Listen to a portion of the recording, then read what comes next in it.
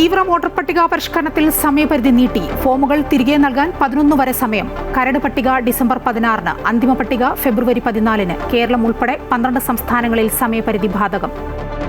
ലൈംഗിക പീഡനക്കേസിൽ രാഹുൽ മാങ്കൂട്ടത്തിനെതിരെ യുവതി നൽകിയ മൊഴിയിൽ ഗുരുതരമായ ആരോപണങ്ങൾ. ഭ്രൂണഹത്യ നടത്താൻ രാഹുൽ നൽകിയത് ജീവന് തന്നെ ഭീഷണിയാകാമായിരുന്ന മരുന്നുകൾ. പാലക്കാടും തിരുവനന്തപുരത്തും ഫ്ളാറ്റുകളിൽ തെളിവെടുത്ത് അന്വേഷണ സംഘം. ഉദിച്ചുയരേണ്ട താരങ്ങൾ ഉദിച്ചുയരുമെന്നും അല്ലാത്തവർ അസ്തമിക്കുമെന്നും കെ മുരളീധരൻ. രാഹുലിനെ പുറത്താക്കാത്തത് കോൺഗ്രസിന്റെ രാഷ്ട്രീയ പാപ്പരത്തമെന്ന് മന്ത്രി വി ശിവൻകുട്ടി. ഗർഭം തെരഞ്ഞെടുപ്പ് വിഷയമല്ലെന്ന് സുരേഷ് ഗോപി.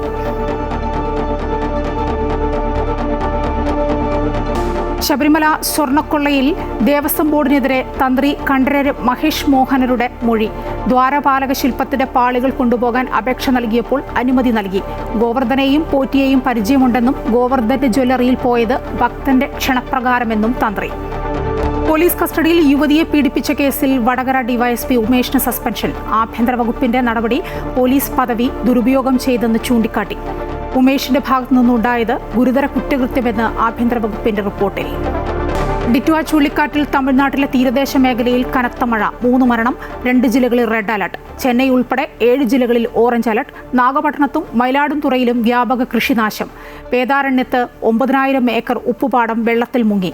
6000 ദുരിതാശ്വാസ ക്യാമ്പുകൾ തുറന്നു. ചെന്നൈയിൽ നിന്നുള്ള 47 വിമാന സർവീസുകൾ റദ്ദാക്കി. കേരളത്തിൽ അടുത്ത 5 ദിവസം പരക്കെ മഴ.